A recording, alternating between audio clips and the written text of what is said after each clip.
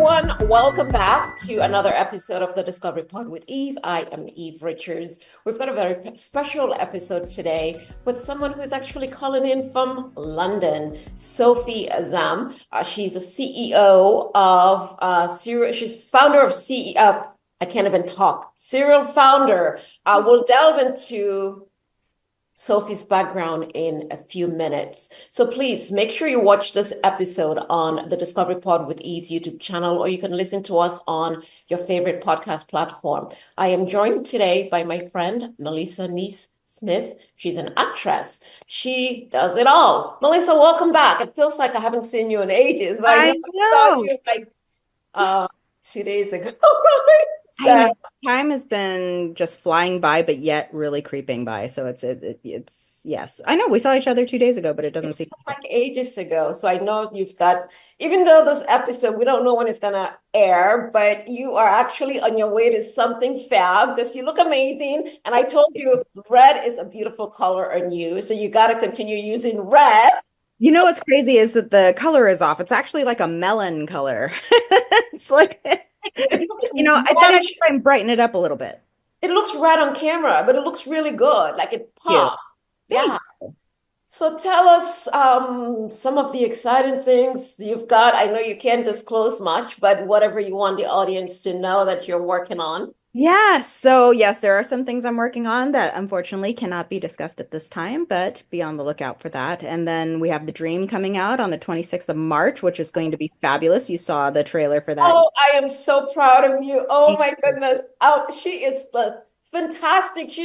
Oh my goodness, this girl has a great sense of humor. Like people would love it. I loved it. I can't wait to see it. It's beautiful. Thank you. It's going to be premiering in Beverly Hills, right? Yeah. Yes, it's premiering in Beverly Hills on the 26th of March. So it's been a long time waiting.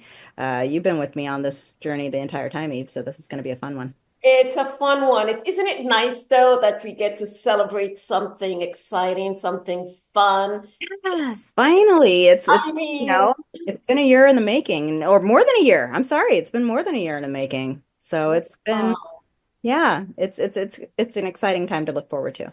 And you and I have a project, Echoes of Dream, which we were supposed to start filming in April, but you and I had a chat like 2 days ago, and I think we're both aligned in terms of the direction that we feel like we want in terms of how this project should be. I think it's a story that I'm passionate about, you're passionate about, and we want it to represent the vision we originally had. Agreed. Because if, like we discussed, if it's going to be done, we're going to want it to be done right.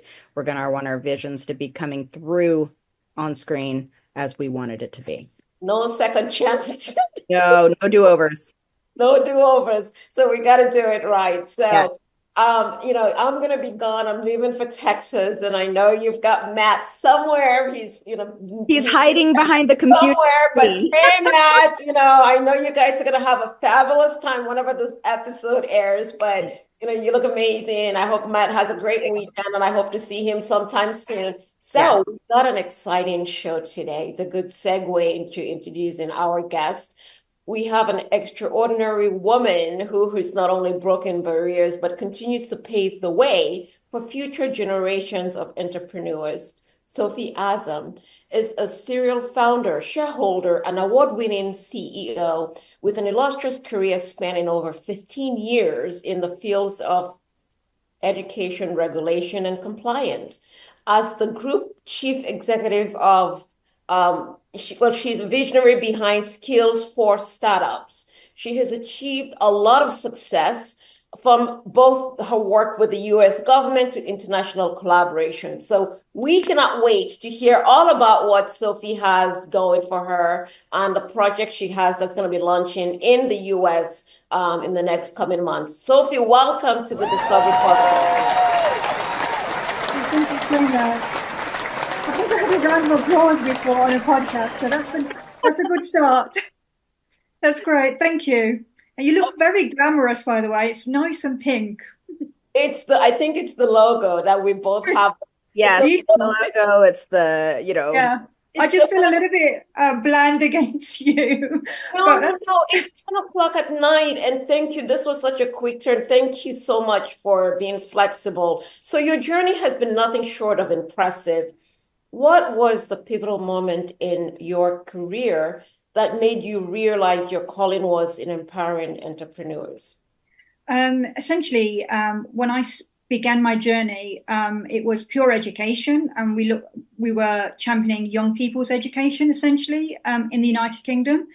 And I started my journey in the civil service, working for one of the biggest exams regulator called Ofqual. And I found that I lacked passion for bureaucracy and strict protocols around education. And I think a lot of kids today want to learn differently. And they want to open up their horizons to different challenges, and they want to express themselves in a creative way. And some of these careers that young people want, they want to be influencers, they want to be Gen Z entrepreneurs. That they might want to open up a beauty parlor or a hairdressers or barbers, bakers or cupcake shops. These sorts of creative individuals, they don't necessarily fit well with academia. So when I left the government, that was my calling. My calling was to look at soft skills and to look at skills that that you need in life to reach your goals. And one of the key things that came out is that we do need to support more female entrepreneurs, and that was quite a huge issue in the UK, where there's been a lack of funding for female entrepreneurs to expand into the business world, especially with the lack of funding for women. So my journey from the civil service into several institutes that actually look at the business world in the UK really programmed my ethos and my values into what I wanted to do next as an entrepreneur.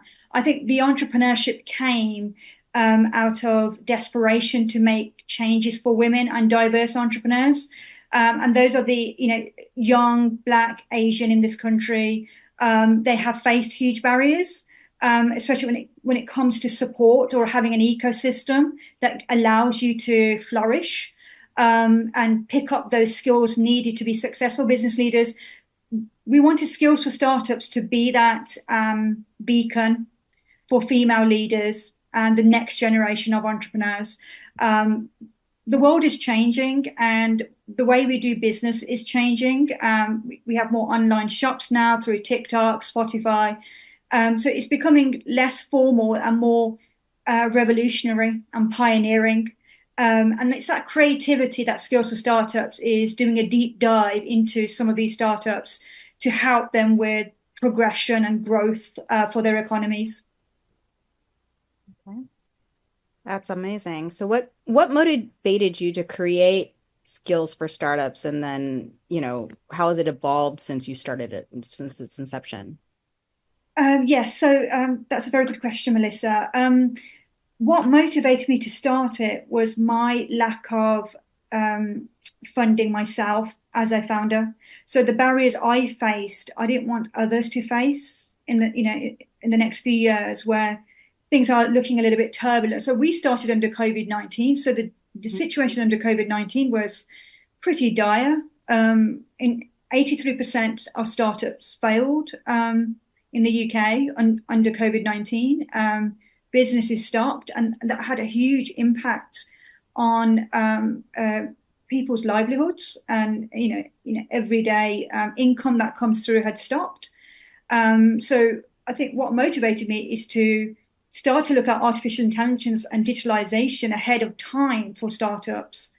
So that actually could mitigate. If there's another COVID-19, we can continue creating our ideas, selling our ideas through a different platform and different channel. And I think that's what's motivated me to look at Skills for Startups as almost a beacon of an ecosystem that's looking at a variety of startups to help them to resist any form of risks now moving forward. And that's what we do through our programs. We now educate startups on what could go wrong if industry stopped, or there's a change in government, or a sector is not doing as well as it should do, what's the impact on your livelihood, on your everyday revenue, everyday sales? So we actually, within Skills for Startups, have a much more thorough understanding of the pressure points for startups. It doesn't matter if you're a woman or a man, whether you're funded or not funded. The pressure points are quite consistent across startups. People struggle to write their own business plans. People struggle to communicate effectively, or they shy away from selling their products confidently. And a lot of the times in the UK, we feel a little bit embarrassed to talk about money, or talk about the fact that we want to have financial freedom. That's one example. And we teach that in Skills for Startups. We teach startup founders the confidence to say, well, if you want to become multimillionaires, this is what you need to do. This is how resilient you have to be. This is where you have to have grit when there's rejection, because there's ultimate rejection when you're dealing with clients and dealing with customers. And that can actually put off founders and entrepreneurs, especially if they're young entrepreneurs. And sometimes that could be the impact that we see when startups give up, or startup founders give up. So what Skills for Startups is doing is almost creating that ecosystem through desperation, that look, this ecosystem within Skills for Startups is for all startups, and it's for all startups that are just starting out, perhaps, who don't have support or mentoring or coaching. And that's what we tend to provide through the actual platform. And we hit about 6 festivals and roadshows, and we're planning a further 6 in the United States of America, with the first coming to Los Angeles to support startups that have been hit by California's wildfire. So we are going to be giving back some of our sales back to the community with across California. So that's taking place June 14th on a Saturday, and we're putting on our very first roadshow that we've been doing in the UK, in central London and other parts of the United Kingdom, and we're looking at the north as well. And now all of these startups are desperate for a beacon like Skills for Startups, because not only are we affordable, but we bring in highly powered tech leaders and business leaders, and these are people from all sorts of industries. So we've got somebody called Larry Namer. I think you know Larry Namer. So he's going to do a fireside chat for us. We've got Matt Willis. I think you might know Matt Willis. He's top 50 LinkedIn thought leader currently, and he's doing some great work at the moment in the tech and AI industry.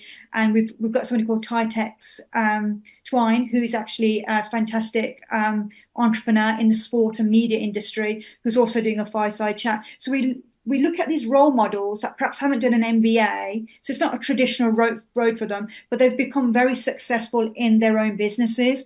And what we do is we inspire and empower the audience. So this entire roadshow is about empowering around 360 to 400 companies to get them to actually look at how best to be successful business leaders. And in the afternoon, Skills for Startups presents around 12 masterclasses, which looks at key pressure points. And it could be things like setting up a shop on Spotify, looking at sales growth, looking at AI, how AI can support your startup and automate your startup so that you don't have to spend a lot of money on staff, and you can actually focus on automating the key areas in your business so you can be successful business leaders. So where you save money, you can actually start to then make money in other areas, and that can actually make you much more of a sustainable business leader financially. So we look at all of these great skills in the afternoon, whilst the morning is all about these great leaders that have actually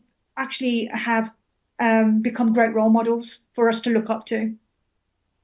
That's amazing. I think congratulations on all your achievements and the launch. I mean, it's definitely not easy. So you talked about all the various businesses so how are you getting those businesses involved? Like, I know you're working with quite a few, and there's a huge media blitz. Congratulations. I think you're going to be the billboard somewhere in New York, Times Square. Yes, we are. We are going to be on the billboard, and we are going to be on FinTech TV as well. And you're doing Magazine and all of those different interviews. Yeah. So essentially what we did was, in order for us to understand the US startups market and their pressure points consistent with the UK, we capitalized on a very, very high profile press expert, and that's Jules Lavelli. She headhunted me because she wanted to tell my story to the US audience and worldwide. You hear the name? Jules Lavelli. Oh, got it. Okay. Yeah. Yeah. So she started the Empowered Entrepreneur magazine, and that featured literally my journey from government education to now a self-made entrepreneur. So no one taught me the skills. I had to teach those skills under COVID-19 to be a successful entrepreneur. Although I've got degrees, I'm actually dyslexic, so I don't learn through standardized routes. So I had to pick up my entrepreneurial spirit, or develop my entrepreneurial spirit, through reading books like Bill Gates' book biography, Steve Jobs. How did they become multimillionaires? What were the key theories or methodologies that they used to have successful businesses? That's what taught me to build skills for startups, and that's what's teaching me to teach other startups.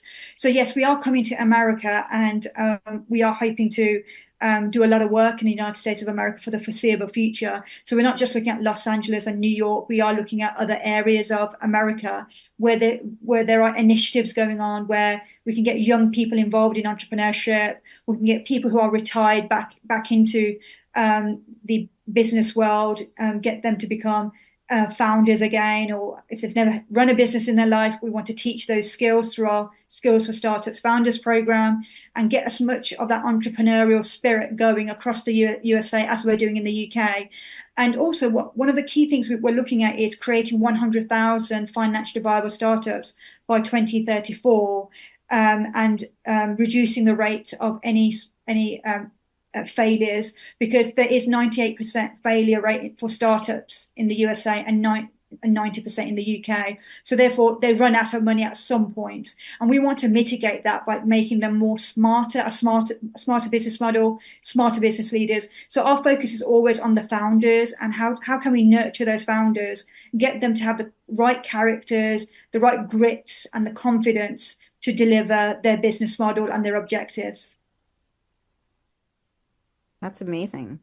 So what role does entrepreneurship have in your life, and how do you ensure the next generation of entrepreneurs have access to that? I think the role it plays in my life, I'm quite a shy person, and I know it's probably hard to see that because I'm talking to you, but if there is a big audience, I suffer from very severe anxiety. I have a very high IQ. I'm quite intelligent. I'm quite geeky when it comes to producing ideas and in educational products. But I'm very, very shy in talking about it sometimes, or showcasing it to larger audiences. And what entrepreneurship has showed me is that, because I know my business inside out as a woman, as a human being, it's given me the confidence to now open up and speak more and go into public speaking. Yeah, so entrepreneurship has made me a better public speaker. And the reason being is because I'm talking about something I gave birth to, I delivered. So if you put me in a situation to talk about anything else, my anxiety will take over. But when I talk about skills for startups or any of my other companies that I'm developing, I can talk to you all day. I can write a PhD thesis.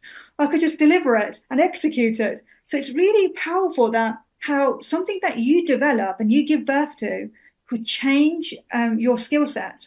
And I think that's what the next generation of human beings, or whoever goes into business or in any particular career, if you have entrepreneurial skills at that basic level, at that foundation level, God knows where you could go. You can go anywhere with your life. You can be an innovative lawyer or an innovative doctor. You can find the cure to cancer. It's entrepreneurialism is so powerful, because you don't necessarily always have to start a business. You can utilize that to do anything you want to do in life.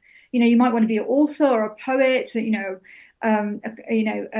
influencer. Entrepreneurialism, that those basic skills that you get taught at that sort of building block level, it can take you anywhere. And I think that's what we're trying to teach the next generation, is to be proud of your pursuits, is to really focus in on soft skills, because Soft skills is what's lacking in the 21st century, globally. We always pay a lot of attention to our technical skills, but soft skills and how we are, the compassion we have, the passion we have for our businesses, for what we're trying to resolve through our products, that's very important as well. And that can teach the next generation to be much kinder on themselves and on the environment. So that's what we're hoping to do, that business can be a force for good and we can change the world and be a community of great people. And you're seeing that right now in California, in the midst of the wildfires, how people are coming together and sharing their homes to people who have lost their homes. That's what we need to be educating the next generation, that it's okay to think outwardly rather than inwardly. How can we as a community of businesses support one another? That's incredible. I think just listening to you talk about how when you're speaking about your businesses and you become so passionate and you suffer from like dyslexia. So for anyone out there who wants to start something, it's never easy, right? No. Obviously, lots of challenges and people would go through huddles. How did you get started? Did you have any mentors to guide you? In my instance, my mentor was somebody who passed away, my mom. So my mom always said to me, do something that you love. And we knew our mother was going to die. We had a 6-month, wait. So we were given that verdict from our consultants. She died of heart failure. And in those 6 months, I had a heart to heart with my mum, and she said to me, "Why don't you start your business? Why don't you become, you're going to live an independent life. You need to be self-sustainable financially. You're not happy with working in government. It's not fulfilling. It's not fulfilling you. You're not making a difference in the education system. Why not start an educational company where you can actually, go on the front lines, speak to people and find out where the gaps are, and create an idea that's really going to make a difference across the world." And that's why I did what I did. My mother was the catalyst, and she still is in some respects in spirit. I think I've only come this far because where I did have rejections, Eve. So, we did pitch for funding under COVID-19. It was very difficult to do that. We were looking at private investors to scale up this company. We wanted to be the #1 soft skills company for businesses and startups globally very quickly because my vision was quite big. My mum always said, "Go for it, don't, if you got an idea, you've got to go for it. If you find the resources, be clever, be smart." So there were rejections after rejections after rejections, but eventually we've now brought in a group of great people from the USA and the UK that are really taking skills for startups to heart. They've really fallen in love with skills for startups, and they want to support it. And by proxy, they're supporting hundreds of startups who are facing rejection, just like I did under COVID-19. And we're so committed. We're living, breathing, eating, drinking skills for startups that it's having a knock-on effect. We've got these young entrepreneurs coming through with great ideas. Somebody wrote a book at the age of 4. A young kid that's his business, and he's only 9 years old, and he's selling these books. So we are having a huge impact on the next generation. I think that boils down to the fact that we've stuck to our values, and that values was that we were always going to be integral to the spirit of entrepreneurship. Yes, we want to be financially sustainable, but we also want people to resolve issues. If there are issues out there, let's build businesses that can help communities. So that ethos is still there. It's such a clever model. We're very commercial, but we've got that social impact ethos. And I think that for me is so important moving forward. And then what age were you at when you realized this is something that you wanted to do with your life, that you wanted to be an entrepreneur and be your own boss and not, because we all have that thought, I think, once in our life, but what really made you decide that's what you wanted to do? I think for me, it was, I had a really tough upbringing. I'm not going to shy away from it because I think it's very important that women talk about this. But, I grew up in an environment where there was domestic violence. And there was domestic violence against my mother and myself and my brother as well, by my father. And I think I don't want to be in a situation, and I didn't pursue marriage as a traditional, South Asian woman. I didn't go down that road. I've taken the road of being independent, an independent businesswoman. And I think that was a trigger point for me, is that I don't want any influence that is aggressive. And sometimes you find that in employment, don't you? You have those sort of aggressive tensions and microaggressions within the workplace. And sometimes when that triggered, when I was an employee, I thought to myself, well, actually, that goes back to how I was brought up. That sometimes maybe I'm not suitable to be following. I have to be a leader because of the impact. I don't want to be in a position where there is an aggressor because of my childhood and what I went through. So that was the trigger for me to, well, I want to be independent. I want to be my own boss.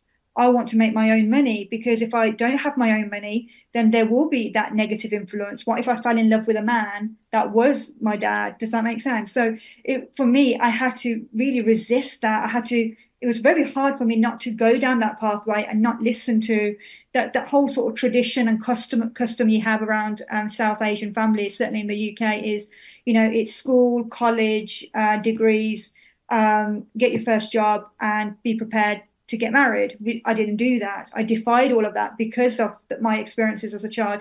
And now I am the way I am, and why I'm so passionate and almost possessive of this company is because I think it defines me. I think Skills for Startups, to a degree, is me.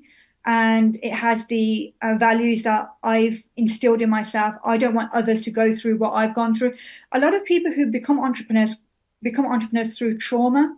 So something has gone on in their life for them to then be a fighter and want to build a business against all odds.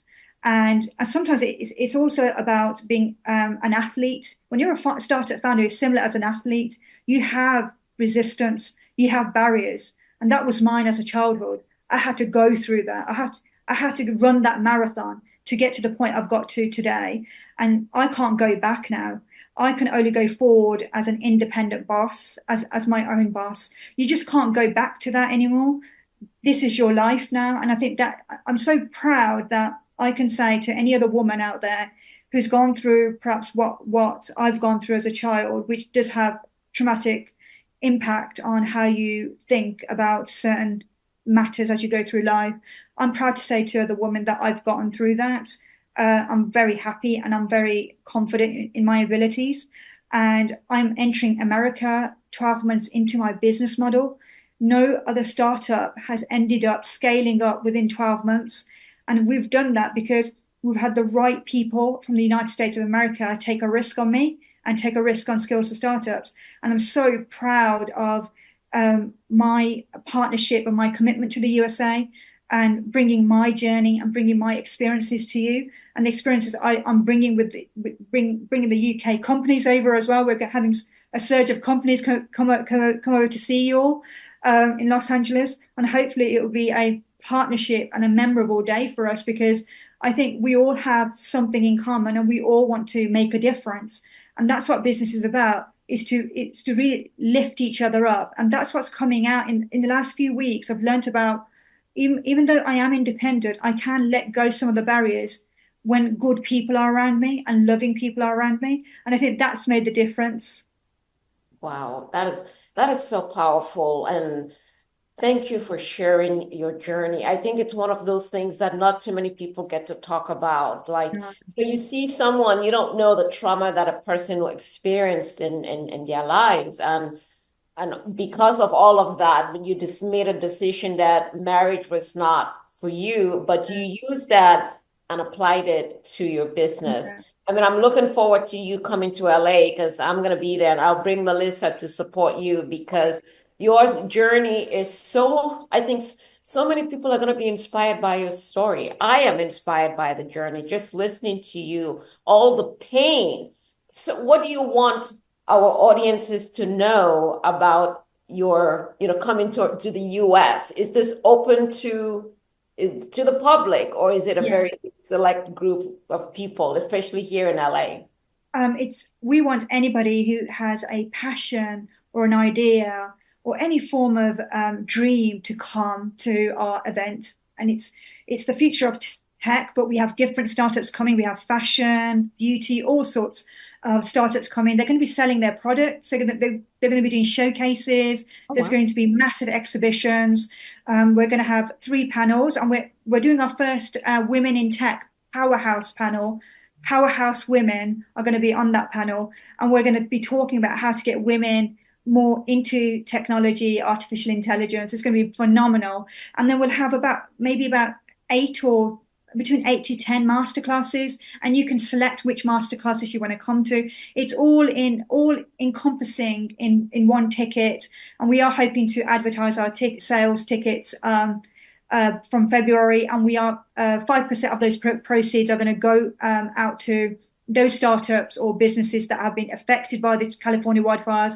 In addition to that, we want to give $10,000 to a winning pitch, so you can come and pitch your idea or pitch your business, and we're going to have almost like a Shark Tank panel that will be there to judge you, and we're hoping that people can get really involved because it is fun sharing your business idea with experienced people. And the most important thing is that we've got these great influential leaders that are giving back.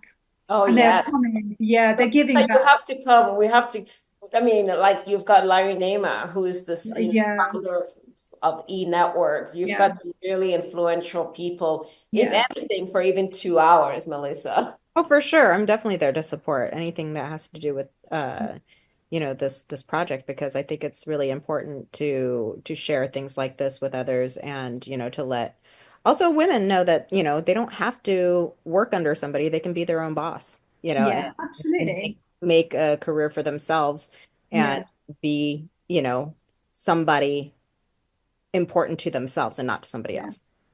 And we are encouraging partnerships and commercialization because we have a network session, I think, in the afternoon over cocktails. So Oh, that's a nice, relaxed environment for women, men, everybody to come together over a cocktail and just really talk about your aspirations and any support you need. It's a very relaxing environment. People will exchange business cards. People will share their expertise, their wisdoms, and that's what we want. We want that sort of relaxed environment where people can just be themselves. We have a delicious lunch, which is being catered by an Italian startup, and I think they started in Hollywood. mhm. And we've selected startups to cater for us because that's what we stand for. So new businesses are going to be showcased on the day, and hopefully they'll get more partnership deals as well. And then what can even I do to help support and to bring attention to this event? Melissa, if you can really raise this agenda, it's Skills for Startups. What is our inaugural Skills for Startups Tech Festival in Los Angeles, coming June 14, 2025. It's all about the future of tech, but future of business as well. All businesses are welcome. We would love it if you could give us some support and backing within your communities, and really talk about how this really Cinderella company, underdog company, is flying over to Los Angeles to share her wisdom about how to overcome barriers because life is hard for a lot of people Mhm. everywhere. It's not just about, people say, you know, it's not that bad. Well, sometimes you can't judge. If you look at the California wildfires, it's impacted. It's real life. It's Yeah. real life experiences. If we can instill through our event, our roadshow, some confidence back into the business community, then this is the event you want to be at because it's positive, it's celebratory, and hopefully it will get you back on track if you have been impacted by the wildfires. So we're here to really generate a lot of financial support for you all through donations, but also a happy day for people to pick up more business, perhaps, or speak to one of our high-profile speakers like Larry Namer will be around talking to people. We're inviting students from UCLA, so we're going to be writing to UCLA as well. And we're also going to be looking at some schools to come over in a particular segment because we've got 2 young entrepreneurs that have started their own businesses and they're going to be putting on showcases. They're only about 12 years old. And we're going to see, we're going to give them we're going to speak to some of the schools around Los Angeles, see whether they want to come along. And we'll give them some snacks, feed them, make sure they have a few good, nice hours with some really famous people and yourself, lovely ladies. But yeah, it's going to be fantastic. It's such a Cinderella story, and It is. I think it just gave me goosebumps because I mean, it's one of those things that you never know what a person has gone through, I but know. yet you took all your pain and you Yeah, turned that into something Positive. positive. yeah, And it's yeah, like, wow, yeah, like, and the fact that and this for you is like your baby, as you said, like this yeah, is your yeah, life. And yeah, to see your dream come true by coming to the US and having all of this, where you're going to be in People magazine and in New York, this huge platform. yeah, I mean, I think it's commendable. Congratulations. yeah. Yes. Thank you so much, Eve. And this is what it's about. It's about women supporting other women. And I want to support your podcast as well. So I really can't wait to share this with the UK community to say, look, listen to Eve's podcast, because it is really about supporting one another. If we women don't support one another, there's no hope. And I think maybe more Cinderellas could come to Hollywood with their dreams. Um, I like We wouldn't know anything about that. Thank you so much. But definitely send us information if you can, so we can share it on our social medias and be able to spread the word more Thank about you. this Yeah. event. Because I mean, time's flying. Before we know it, it's going to be June. So Yeah. yes. sure that Yeah. we can reach enough people to. Fantastic. I also think the one thing that I think you talked about, which a lot of people do not talk about because of the stigma, you Yeah. really delved into what happened with your father. Mhm. It's Yeah. something that I think when people listen to this podcast, I think Yeah. it's going to resonate. A lot Yeah. of people are going to find this empowering, the Yeah. resiliency, your openness, Yeah. willingness to share your journey, Yeah. and the choices that you made to, Yeah. have a much better life. I think Yeah. And it's I a, Yeah. think more people will be able to relate to you than you think. Yeah. I hope so, because I think maybe it's really hard. It's still taboo to talk about domestic violence as a crime. Does that make sense? It, Yes. it is a crime, and I often feel that mom didn't die of heart failure. She died of domestic violence that led to heart failure. So it's almost like death by domestic violence, and I think that should be the new. We should define it as that, as the law. You can die by domestic violence, because unless we really tackle this, it's just really going to be always an embarrassing element to somebody's condition, human condition. Oh, we can't talk about it. It's embarrassing being hurt every day by somebody who supposedly loves you. Why should we be embarrassed about it? Why should women have to? I mean, I know there's domestic violence against men as well, but predominantly it's against women. Mhm. And women are very vulnerable in marriages sometimes, especially if they don't have any finances to escape that situation or that condition. And sometimes it can lead to murder. There have been cases all over the world where it's led to, full blown murder because somebody left a marriage. Um, it's awful that we can't talk about it. And I think if I can be that role model through my business, I will talk about it because it's had an impact on my life and my confidence. It's taken me years to get over my mother's death, and it's taken me years to get my trust back in men as well. Um, there is sometimes a lack of trust. When somebody becomes a bit aggressive, I walk away. So there is that you know unconditional mechanism that kind of protects me, and I have to walk away because it reminds me of the aggression as a child, the shouting and the screaming. It's innate in my head. You You don't have ever get away with it. It's PTSD. You have that Yeah, post-traumatic stress, because you endured that as a child. yeah, It's and it's funny, Eve. Remember, I mean, it seems like a lot of the women that we have been talking to on the podcast have so many things that, issues that aren't talked about. yeah, I just thought about the one we had in December with Tanya. yeah. Remember Tanya's Yeah. story, which suffered from the postpartum. Yes. These are things that are, I think a lot of women can benefit from stories like, yeah, Sophie's Yeah, because it's a good learning for every. Did you seek therapy or people would want to know because yeah. how did you? Yeah, how do you I cope with think, it today? how did I cope? I think there was a point in my life where there were 6 months of grief, solid grief, and there was a point in my life where I thought I was going to, well, I did um, do something to end my life, but it didn't work.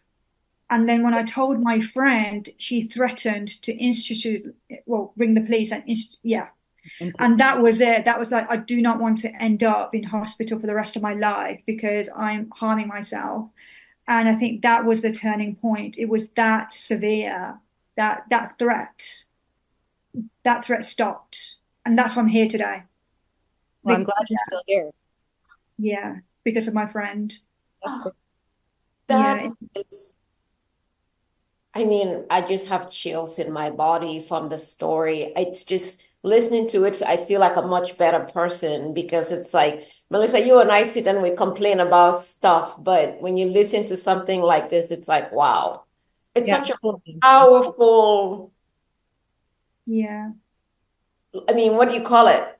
Just powerful story for women to It- listen to yeah, help anybody who's experiencing any type of trauma, not just women. I think yeah, it's a story that both men can benefit from. What I liked about it is how you were able to take that and you're able to shift yeah, and pivot yeah, and look at your life. That to me is such a great success yeah, story.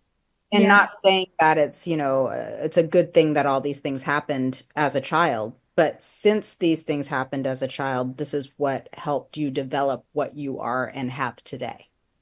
yeah. And I think that's why I want to share that with everyone and you lovely ladies, is that there is light at the end of the tunnel. You just have that, you have to have that true north. You have Hmm. to have somebody that's going to perhaps stop you or just give you that perspective or ask you to take a step back. Is this the right action for you? And I think that's what helped me with my friend. But one of the positive things that have also happened just naturally is that one of our platinum sponsors happens to be a marriage coach business. So it sort of coincides with obviously how, when you have turbulence in marriages, that could sometimes be, um, just simple, problems to maybe, severe problems. And we happen to have now somebody doing a keynote speech on their business around healthy marriages and how to work at it and everything. And hopefully that is another way of perhaps um, stopping domestic violence or preventing any form of these marriage counselors can actually save lives, and also even advise where when things can't, when you should call it maybe quits, and maybe a healthier option is to not to be with one another. But these sorts of businesses, I think, could really help people who are going through that level of trauma. There was no help for my mum. I guess that's what I'm saying. There was no marriage counselling for my mum and dad. Hmm. That was taboo. You don't speak about your internal issues to a therapist. Oh, okay. So that, for me, we do need perhaps more businesses or coaches to be specialize in domestic violence in marriages or even outside marriages. Um, I think that specialization is very important, and also medical advice as well. There's a lot of psychological torture. Oh, So, for sure. Yeah, yeah, yeah, with everything that you've achieved and with just the success of your business coming to the States, are you in a better place in your life where you feel like there you could open, there's room for you to start dating, or you're still very guarded where you're not in any position to even. I think a lot of people have said to me, Eve, get out there, find somebody. But it's really difficult because I'm looking for somebody that's kind, and sometimes men are not always kind. I feel like it's not just about falling in love, but can we find people that are genuinely, from on a human level, kind? because we teach kindness at Skills for Startups in business, because the kinder you are, the more people are going to be attracted to your products, your services, because you're a good founder, you're a lovely founder, you're a compassionate founder. But in life, it's very hard to find somebody that is willing to be kind. And I think that for me, I have to find somebody that's kind, Eve. But you can always set me up, I guess, when I come out to LA. There you go. I was just about to say, when you come to LA. So Tony just sent a note that we're down to the last 3 minutes. So the last question is, if you could have dinner with 3 people, dead or alive, who would it be and why?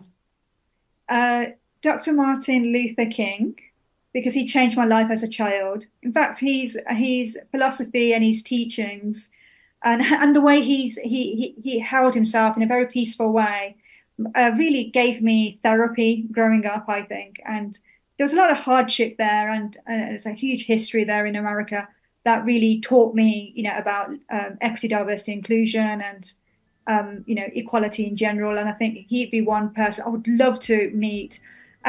Steve Jobs, because he's a great marketeer, and the way he launches his products, oh my God, you cannot beat his charisma.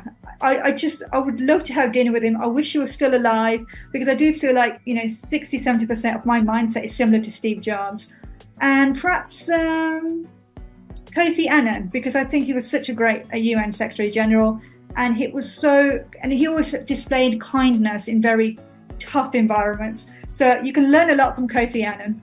Yeah. Wow, wonderful. Sophie, thank you so much for being here with us. Your commitment to empowering entrepreneurs, especially women, and your vision for the future of education and startups are truly inspiring. Thank you for sharing your story. Melissa, what last words do you have to say? This was a very inspiring and very informational podcast. I think that it's helped bring a lot of light to a lot of things that women don't want to talk about, and it gives them hope for themselves. So this might actually be our last episode of the season. You and I are supposed to do one next week, but in case that doesn't happen, our conversation with Sophie might be the last one. So if it is, well, thank you, listeners. Thank you, everyone. Please watch the inspirational episode with Sophie Azam on the Discovery Pod with Eve's YouTube channel, or you can listen to us on your favorite podcast platform. Sophie, is there a website where people can go in and check to see about the... there is. Yeah. So our official website is www.skillsforstartups.com. And the number 4, correct? 4 as in 4. Yeah, number 4. Skills for Startups, Gen Z. Skillsforstartups.com. Awesome. Thank you, Tony Sweet, being behind the cameras. I hear the music going. Roger is not on, but thank you, Roger. Melissa, enjoy. Have a wonderful weekend. I'm gone. I'm traveling, but we'll text one another. Look forward to seeing you when I come back in Feb, my birthday. It's my birthday month. So celebrate. Awesome. Say hi to Matt. Have a wonderful party. Sophie, we can't wait to support you. We can't wait to see you. Melissa and I would be there to support you. Thank you. I'm so inspired by your journey of resilience. What else is there to say? I can't wait. It's empowering. It's great. We don't know when it's going to air, but maybe in April, which would be better for you because you're in June, right? So it's late in the UK. Tony's music is going like, okay, wrap up. So thank you, everyone. See you soon. Bye, Sophie. We'll see you in June. Bye, Melissa. Bye. Bye to Matt, who's there somewhere. Bye. Bye, Tony Sweet.